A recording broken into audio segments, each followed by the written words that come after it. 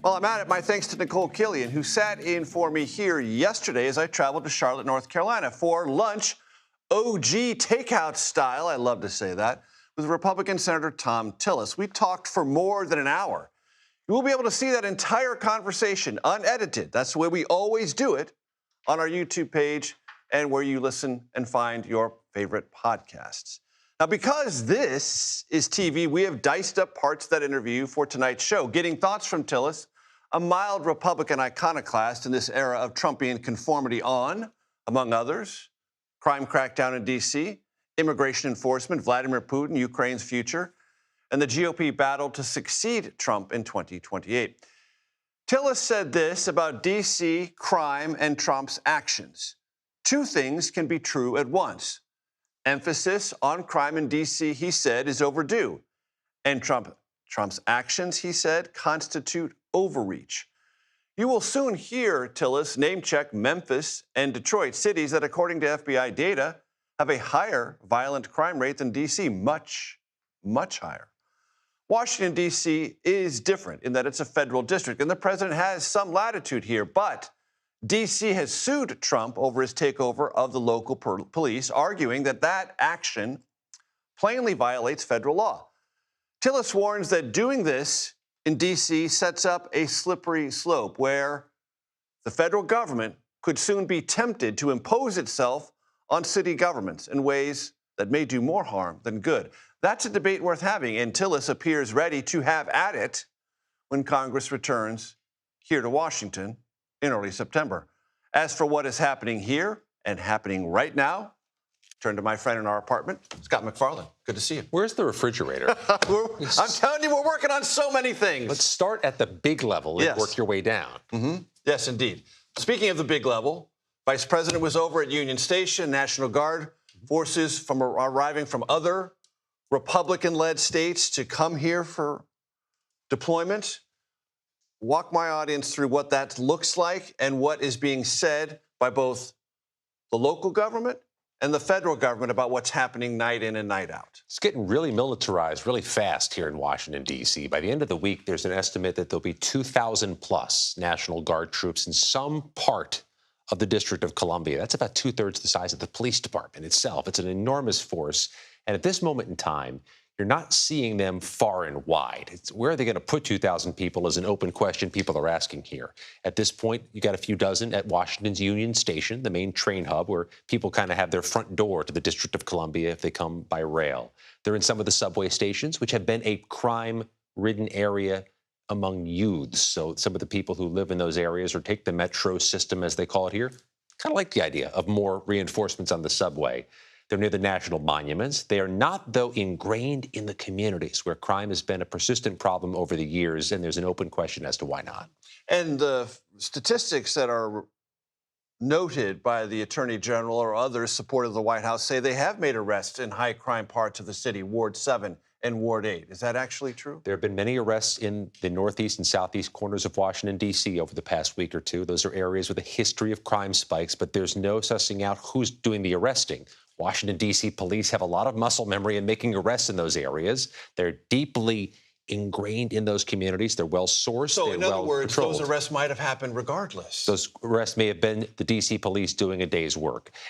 Whether the federal government had some role in increasing arrests in those areas is an open question. We're not seeing it in the court filing so far, and we're not seeing them visibly in communities that would like the extra patrols. I want to play for our audience D.C. Mayor Muriel Bowser talking about statistics and who's right and who's wrong.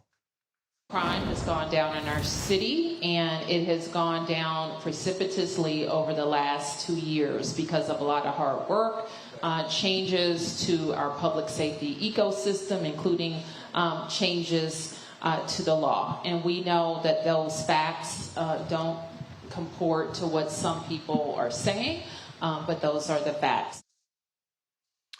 One other thing I want to ask you about, Scott, the new U.S. attorney here in Washington, D.C., made an announcement about enforcement regarding shotguns and long guns. The U.S. attorney is Jeanine Pirro, who obviously is an ardent Trump supporter, a Fox News figure and loyalist, now serving as the top prosecutor in Washington.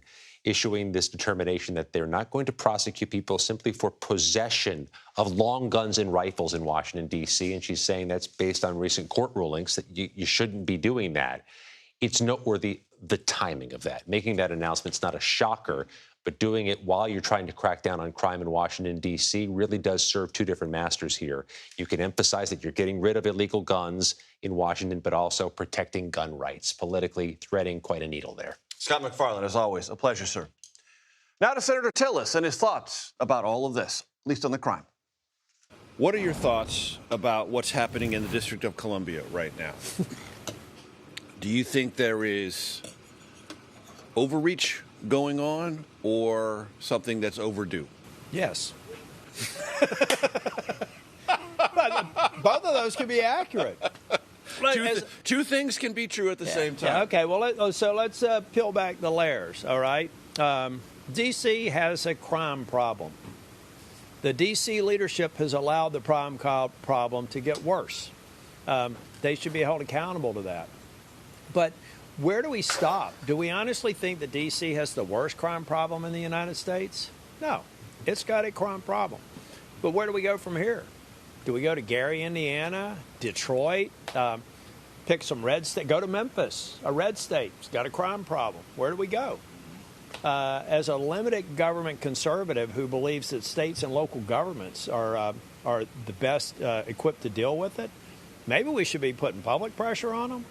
But I don't know if we should be deploying people who want to serve in the National Guard and, if necessary, answer to the call to defend this country, to go in and deal with policy failures of the D.C. City Council. And I imagine that would extend to the states that are sending their National Guard into the District of Columbia. That seems to me performative and something desired entirely or aimed entirely at pleasing President Trump. 100%. I was joking with a buddy of mine saying, they need to update the recruiting video to say you may get deployed to the Middle East or you may get deployed to the middle of America.